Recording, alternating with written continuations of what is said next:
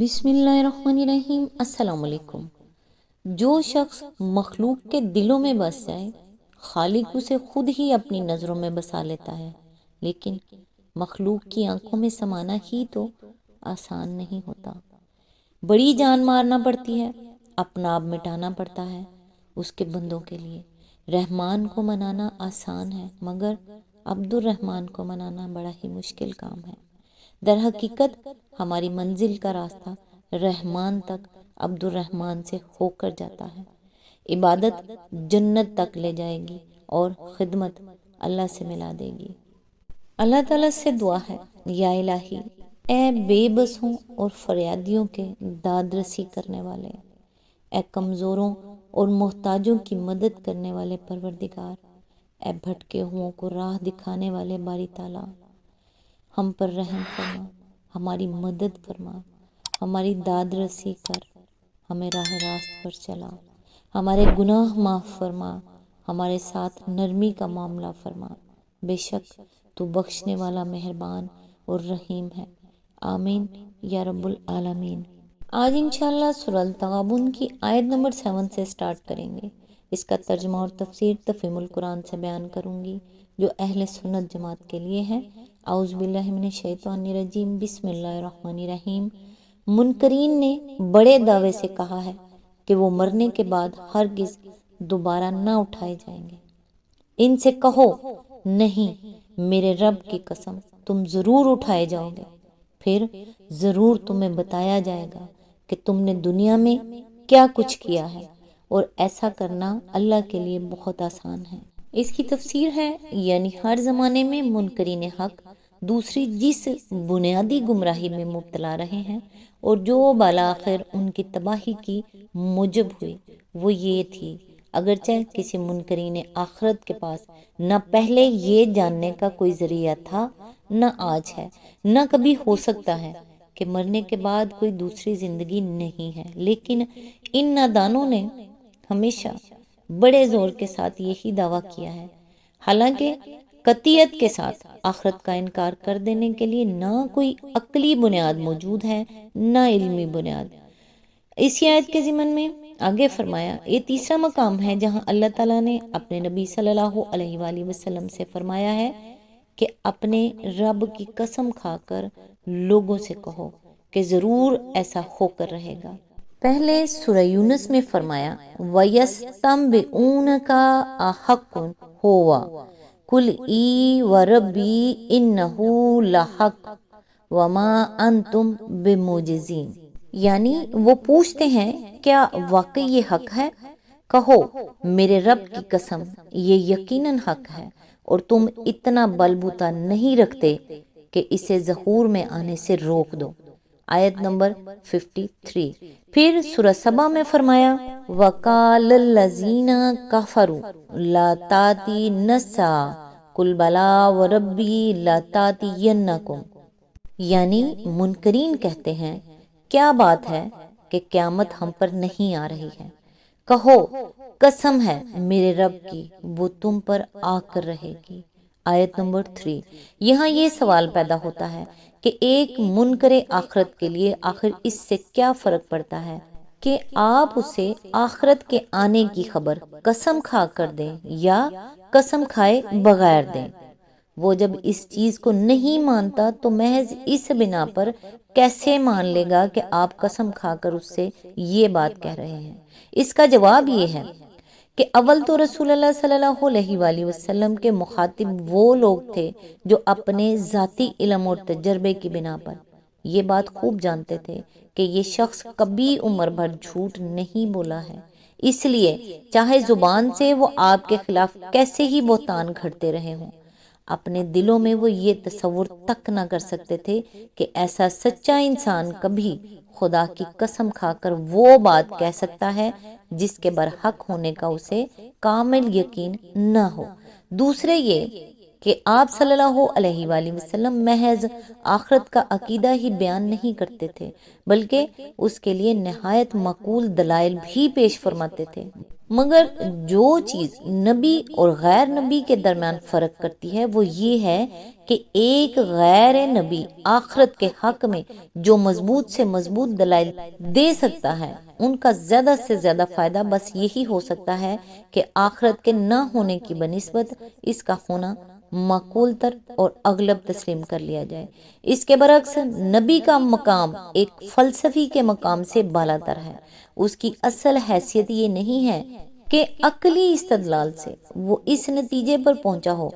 کہ آخرت ہونی چاہیے، بلکہ اس کی اصل حیثیت یہ ہے کہ وہ اس بات کا علم رکھتا ہے کہ آخرت ہوگی اور یقین کے ساتھ کہتا ہے کہ وہ ضرور ہو کر رہے گی۔ اس لیے ایک نبی ہی قسم کھا کر یہ بات کہہ سکتا ہے، ایک فلسفی اس پر قسم نہیں کھا سکتا، اور آخرت پر ایمان ایک نبی کے بیان ہی سے پیدا ہو سکتا ہے۔ فلسفی کا استدلال اپنے اندر یہ قوت نہیں رکھتا کہ دوسرا شخص تو درکنار، فلسفی خود بھی اپنی دلیل کی بنا پر اپنا ایمان اور عقیدہ بنا سکے۔ فلسفی اگر واقعی صحیح الفکر فلسفی ہو تو وہ ہونا چاہیے سے آگے نہیں بڑھ سکتا ہے، اور یقیناً ہے کہنا صرف ایک نبی کا کام ہے۔ اسی آیت کے ضمن میں آگے فرمایا، یہ وہ مقصد ہے جس کے لیے بنی آدم کو مرنے کے بعد دوبارہ اٹھایا جائے گا، اور اسی میں اس سوال کا جواب بھی ہے کہ ایسا کرنے کی آخر ضرورت کیا ہے۔ اگر وہ بحث آدمی کی نگاہ میں ہو جو سورت کے آغاز سے آیت نمبر 4 تک کی گئی ہے، تو یہ بات بآسانی سمجھ میں آ جاتی ہے کہ اس برحق کائنات میں جس مخلوق کو کفر و ایمان میں سے کسی ایک راہ کے اختیار کرنے کی آزادی دی گئی ہو، اور جسے اس کائنات میں بہت سی چیزوں پر تصرف کا اقتدار بھی عطا کیا گیا ہو، اور جس نے کفر یا ایمان کی راہ اختیار کر کے عمر بھر اپنے اس اقتدار کو صحیح یا غلط طریقے سے استعمال کر کے بہت سی بھلائیاں یا بہت سی برائیاں خود اپنے ذمہ داری پر کی ہوں، اس کے بارے میں یہ تصور کرنا انتہائی غیر معقول ہے کہ یہ سب کچھ جب وہ کر چکے تو آخر کار بھلے کی بھلائی اور برے کی برائی دونوں بے نتیجہ رہیں، اور سرے سے کوئی وقت ایسا آئے ہی نہیں جب اس مخلوق کے اعمال کی جانچ پڑتال ہو۔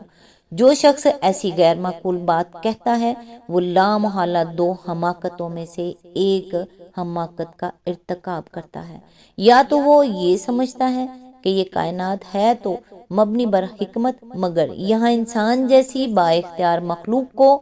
غیر ذمہ دار بنا کر چھوڑ دیا گیا ہے، یا پھر وہ یہ سمجھتا ہے کہ یہ ایک الل ٹپ بنی ہوئی کائنات ہے جسے بنانے میں سرے سے کسی حکیم کی حکمت کار فرما نہیں ہے۔ پہلی صورت میں وہ ایک متناقض بات کہتا ہے، کیونکہ مبنی بر حکمت کائنات میں ایک با اختیار مخلوق کا غیر ذمہ دار ہونا صریحاً خلاف عدل و حکمت ہے، اور دوسری بات میں وہ اس بات کی کوئی معقول توجیہ نہیں کر سکتا کہ ایک الل ٹپ بنی ہوئی بے حکمت کائنات میں انسان جیسی ذی عقل مخلوق کا وجود میں آنا آخر ممکن کیسے ہوا، اور اس کے ذہن میں عدل و انصاف کا تصور کہاں سے آ گیا۔ بے عقلی سے عقل کی پیدائش اور بے عدلی سے عدل کا تصور برآمد ہو جانا ایک ایسی بات ہے جس کا قائل یا تو ایک ہٹ درم آدمی ہو سکتا ہے، یا پھر وہ جو بہت زیادہ فلسفہ بگاڑتے بگاڑتے دماغی مریض ہو چکا ہو۔ اسی آیت کے ضمن میں آگے فرمایا، یہ آخرت کی دوسری دلیل ہے۔ پہلی دلیل آخرت کے ضروری ہونے کی تھی، اور یہ دلیل اس کے ممکن ہونے کی ہے۔ ظاہر ہے کہ جس خدا کے لیے کائنات کا اتنا بڑا نظام بنا دینا دشوار نہ تھا، اور جس کے لیے اس دنیا میں انسانوں کو پیدا کرنا دشوار نہیں ہے،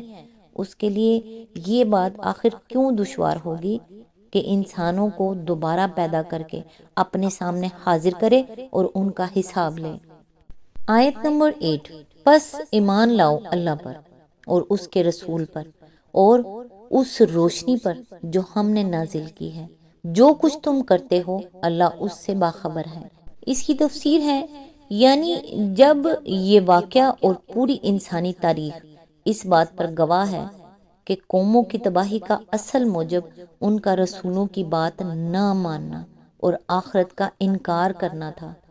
تو اسی غلط روش پر چل کر اپنی شامت بلانے پر اصرار نہ کرو اور اللہ اور اس کے رسول اور قرآن کی پیش کردہ ہدایات پر ایمان لے آؤ۔ یہاں سیاق و سباق خود بتا رہا ہے کہ اللہ کی نازل کردہ روشنی سے مراد قرآن مجید ہے، جس طرح روشنی خود نمایاں ہوتی ہے اور گرد و پیش کی ان تمام چیزوں کو نمایاں کر دیتی ہے جو پہلے تاریکی میں چھپی ہوئی تھی، اسی طرح قرآن ایک ایسا چراغ ہے